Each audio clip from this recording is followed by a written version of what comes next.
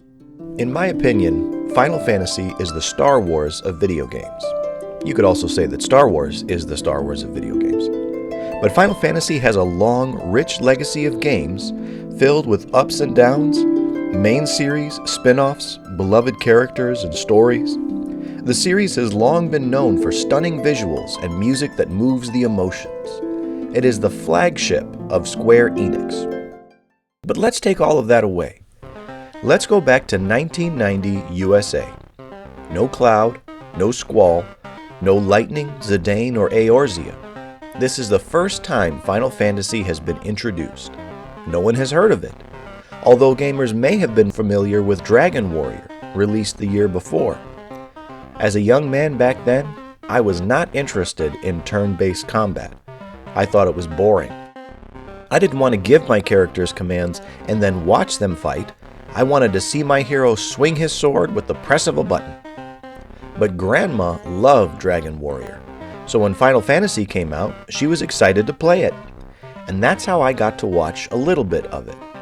But Final Fantasy still didn't grab my attention until Final Fantasy IV came out on the Super Nintendo, under the title Final Fantasy II. But that's another story. To be honest, I still don't care for the NES version of Final Fantasy. I even put a poll on my channel asking if people wanted to see the Pixel remaster instead of the original. My problem with the original Final Fantasy isn't its difficulty, it's the grind that just one fight brings, as well as its bugs. We'll talk about the bugs as we play the game, but for the battles, there's a little portion of the screen that announces each action and whether it succeeds or fails. You can speed those announcements up, but even so, watching a character step up, take action, the enemy has an animation that corresponds to the action, and if it's a group attack, you watch each enemy's animation one by one, and then the message for each enemy as well, one by one, pops up on the screen. And then by the end of the fight, you get 20 experience and 5 gold. Okay, I'm exaggerating, but you get the idea. In subsequent versions of the game, the battle system was much more streamlined, so far more enjoyable.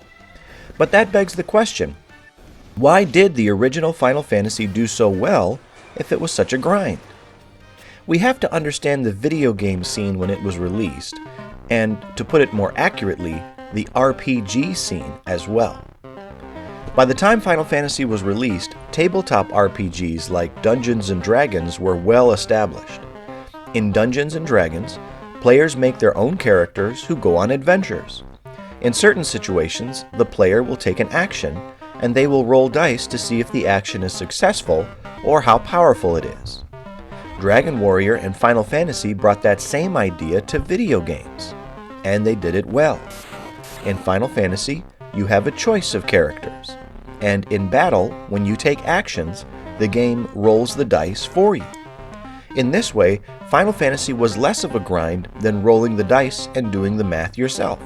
Additionally, through the game, you could immerse yourself in a world more visually than using your own imagination, traveling and interacting with characters, enjoying a story, and enjoying the music. So, while the original Final Fantasy pales in comparison to modern-day RPGs in terms of graphics and quality of life improvements, I have a lot of respect for what it brought to the table in its time. Final Fantasy, Dragon Warrior, and Phantasy Star were pioneers of their genre, and I respect them, even if I don't particularly enjoy them, kind of like the Beatles. In a previous video, I mentioned not using a guide in the old days. Well, if you bought Final Fantasy brand new, it actually came with a guide, maps, and charts for enemies, abilities, and items. So the developers wanted you to have a guide. That brings us back to Grandma. I did not play through the NES version of Final Fantasy until I was an adult, so this is one of the games that really just reminds me of her. She was one of the first subscribers to Nintendo Power magazine, and Nintendo Power Volume 17 was one big player's guide for Final Fantasy. So that's one resource I'll use. The other resource I'm going to use is an extremely user-friendly site on Final Fantasy for the NES, Gamer Corner Guides. The listings on this site are both informative and realistic, explaining what each item or spell is supposed to do, along with what it actually does. I give this site mad props. I'm also going to introduce you to my play style in RPGs. That's one of the immersive aspects of RPGs. You have multiple options available to progress the game forward. I once read an article online that said, every good RPG player knows that the goal of the game is to do as much damage as you can in as little time as possible. Wrong! Come on, guys. I got a lot to say about worshipping DPS at the Temple of Optimal. But that's another story. So anyway, Final Fantasy reminds me of Grandma, and you can pick your own party. It is optimal to have at least one black belt and a red mage in your party. I am going to go with the thief instead of the black belt and bench the red mage, because I can enjoy myself and clear the game without optimal.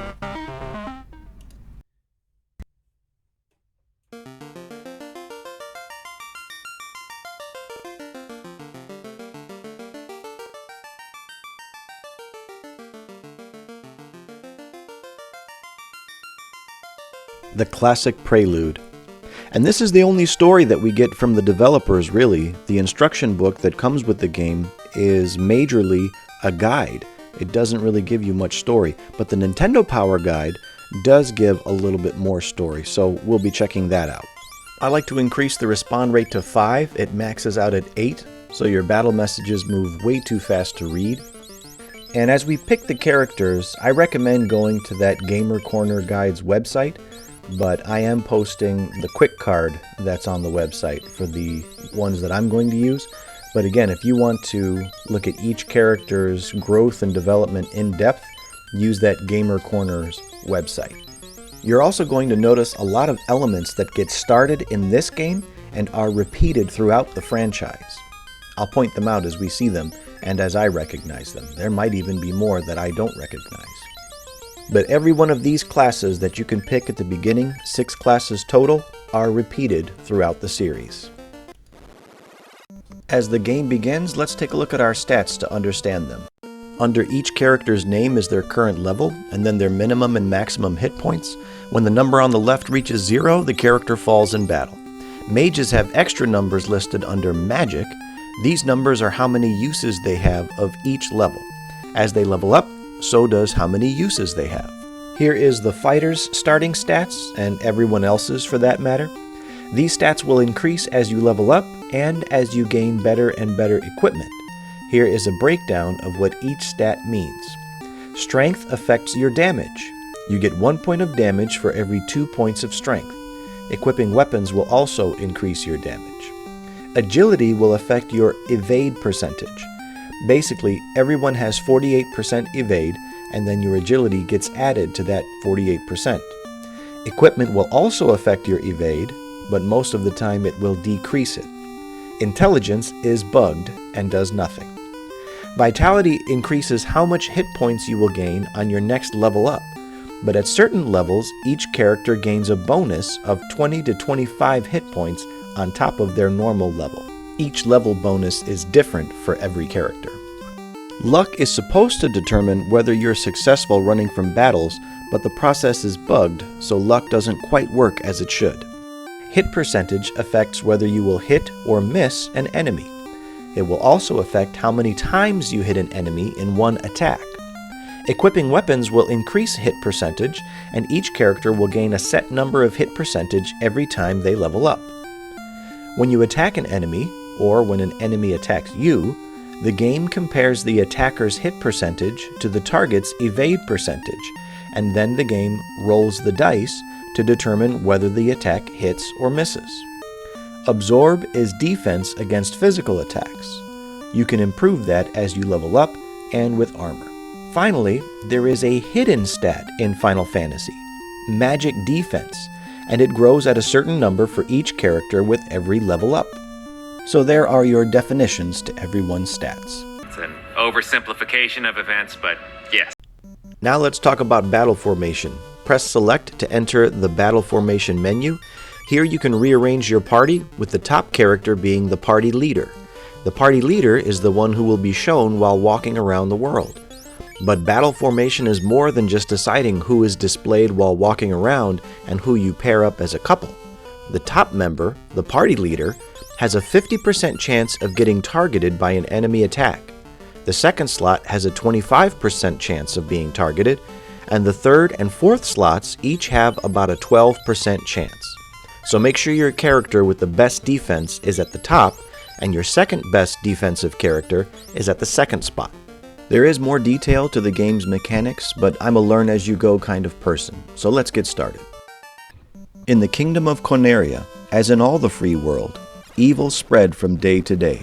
Nightmarish creatures now roamed the forests, and cities lay in ruins. The Dark Age had come at last, and to make matters worse, a knight named Garland kidnapped Princess Sarah of Corneria. Press the A button to interact with people and things.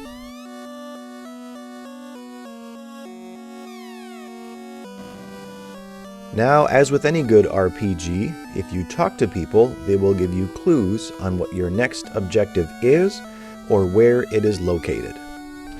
Now, some may tell you that the game is next to impossible to clear without a player's guide, and I am here to tell you that that is just not true. The game is more linear than you think, and enough of the NPCs tell you what you need to progress the game forward in any situation. So the princess has a sister. Over here is the Queen's Chambers.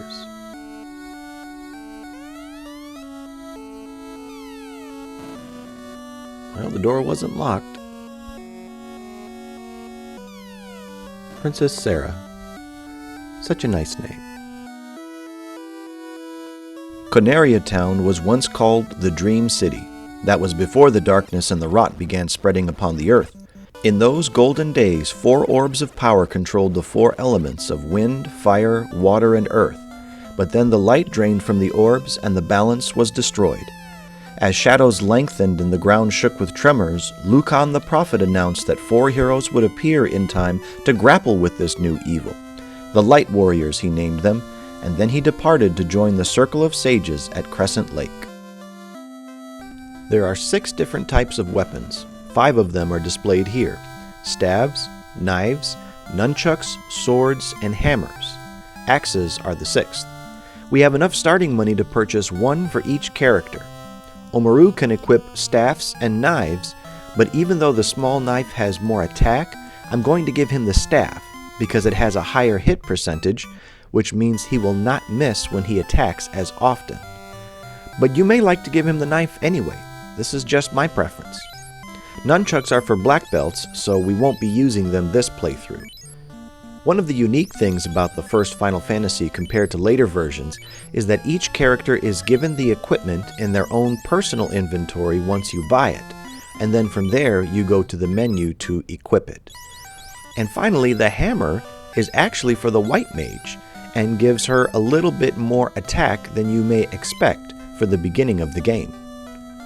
One of the things I like about Final Fantasy on the NES is at the beginning of the game, you are given enough money to buy everyone every available weapon and armor, and to buy 1 spell for each of your mages.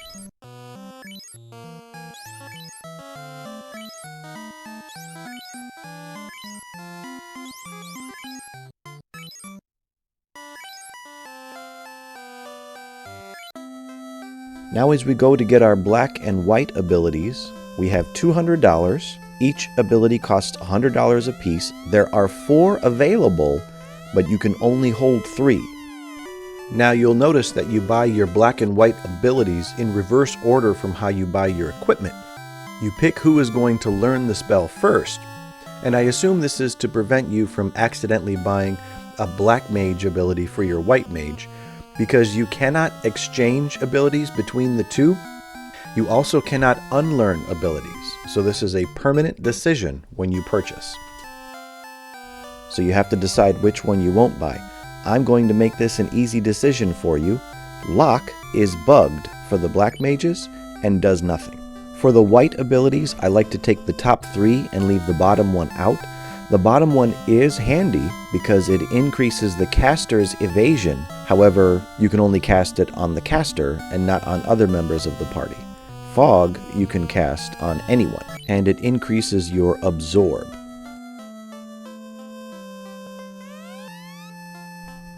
There's a mention of Lucan to keep in mind for later.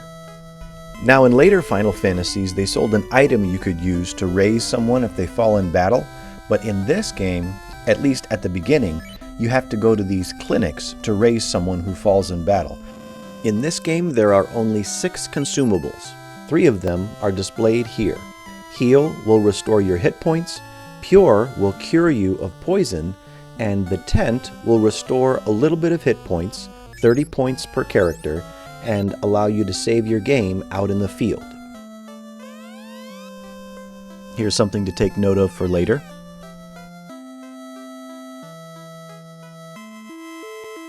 Speaking of the field, let's get out into the world map. Here is where we can engage in random enemy encounters on our way to our objective, northwest of the city of Coneria. We will first fight Imps, a recurring enemy throughout the Final Fantasy franchise. Now there's a problem here. We purchased our weapons and our armor, but we did not equip them. So we're going to have our thief run.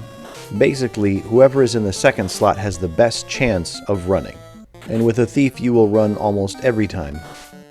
Now, if you're in a boss fight, it doesn't matter who tries to run. You cannot run from a boss. We'll go to our weapon menu and then our armor menu and make sure everyone has the E for equipped next to their new equipment.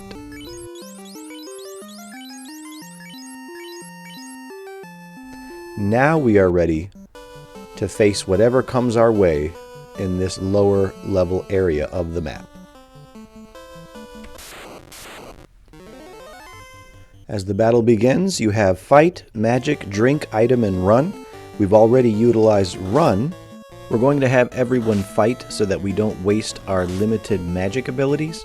Item is to use an item's ability, but drink is for when we want to use consumables like heal potions. And everyone was able to one-shot each imp.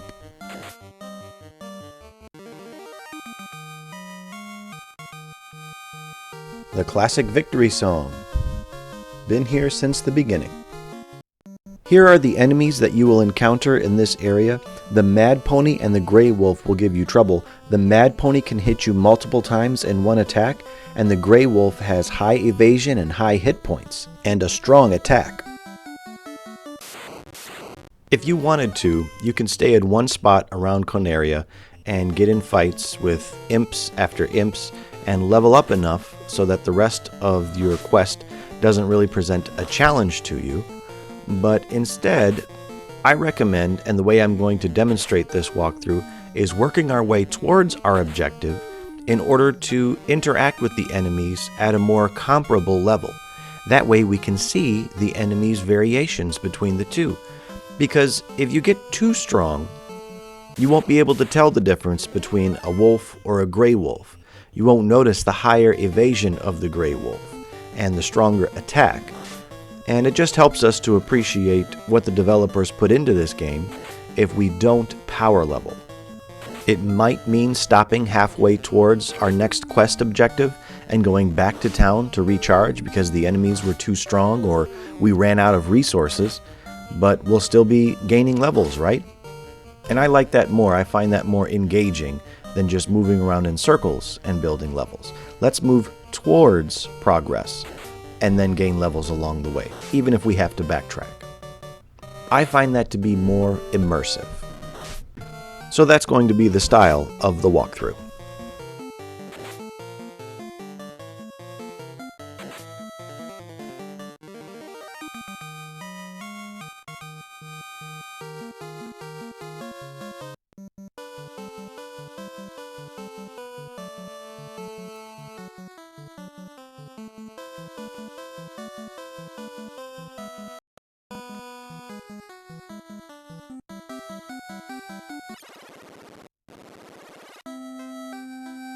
Here at the end, you can fully restore your hit points and mana points, and it's one of the few places where you can save your game.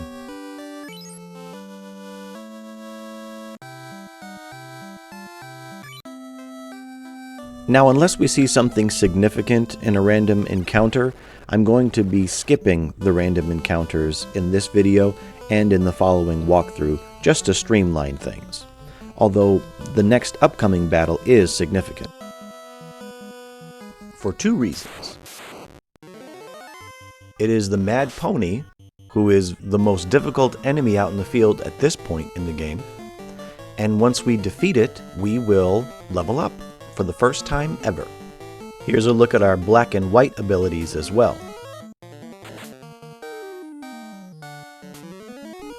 And then we get to see just how tough our fighter is.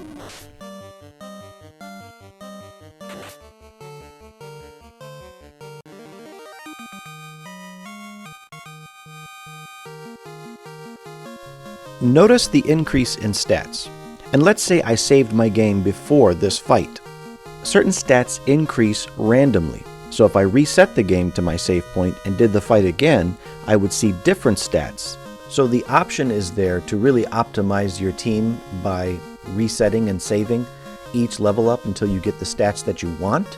But even if you're going for optimal, it may not be worth the trade-off in how much time it takes. Now I got into a couple other battles along the way, and we're just not looking good for the trip to rescue the princess, so we're going to head back to town. While we're back at town, I'm going to pick up the Harm spell, since we have 100 gold from that little venture. Harm is going to help us a lot in the Temple of Fiends. You can interact with objects in this game. Some of them do things and some of them don't. Now, like the battles, I'm not going to chronicle every time I go back to town to refresh and regroup, unless something significant happens on that particular visit. Here in the Temple of Fiends, our main objective is in the center of the room. The two treasure rooms on the right are locked. We can't get to them yet, so we're going to go for the two treasure rooms on the left first. Here are the 6 new enemies that you will encounter in here, in addition to the imps and the wolves from the world map. The creeps, the ghouls, and the werewolves are probably your most threatening, but if you have Harm, the ghouls will be a lot less threatening. Paralysis means that your character can't move or act on their turn, and poison causes you to progressively lose your hit points.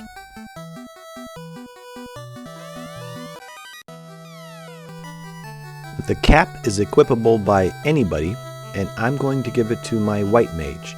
It's probably more practical to give it to my fighter, but I want the white mage to have as much defense as possible, since she will be the one to take care of us when we need to be healed. The cabin is a new, unique item to us. It acts like the tent, but it gives us more hit points when we use it out in the field before we save our game.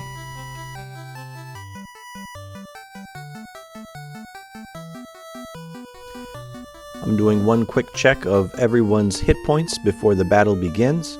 I'm feeling good about it, even though Miko could use a little bit of health, so we're going to take care of him first. Garland's Fight is nothing special. He hits hard, but he has no special attacks, no status effects that he inflicts on you. So we just have to hit him hard enough and outlast him. He's going to try to knock us all down.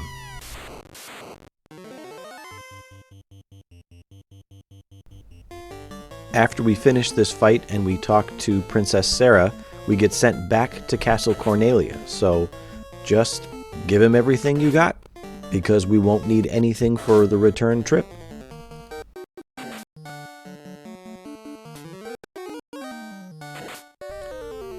One thing that you have to notice about this first Final Fantasy, even with the limitations of the NES, they came up with some pretty cool enemy designs, and a nice variety too.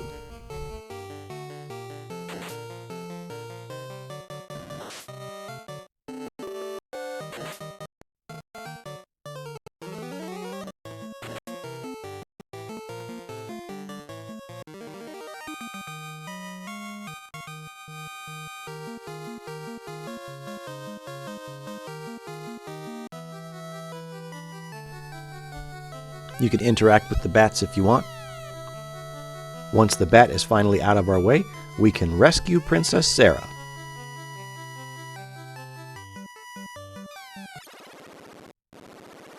Make sure you talk to both the King and Princess Sarah to progress to the next steps of your quest.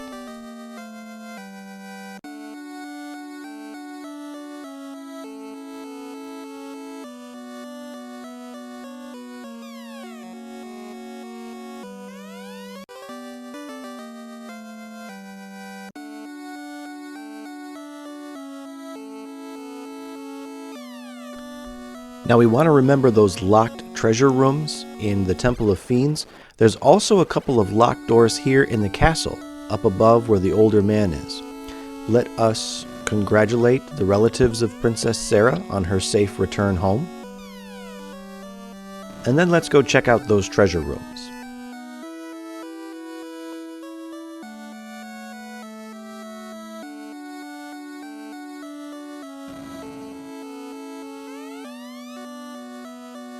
They're all very grateful. As much gratitude as you can fit in a single text box.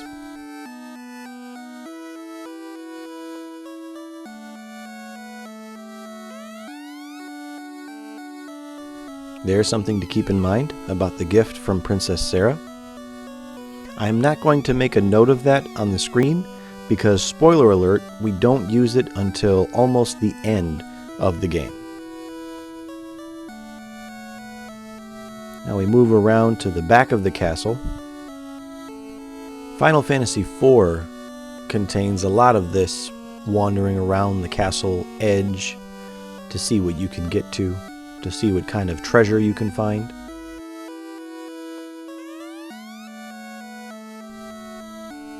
There's something we will make a note of.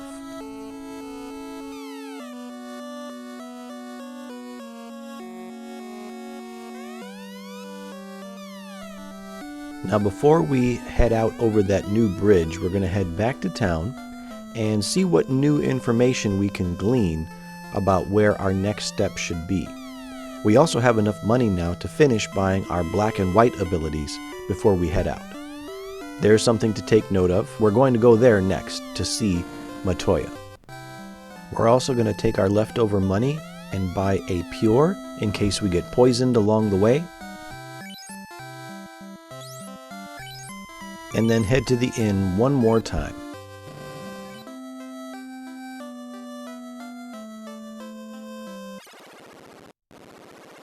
According to the instruction manuals, this is where Final Fantasy truly begins, with another very familiar song.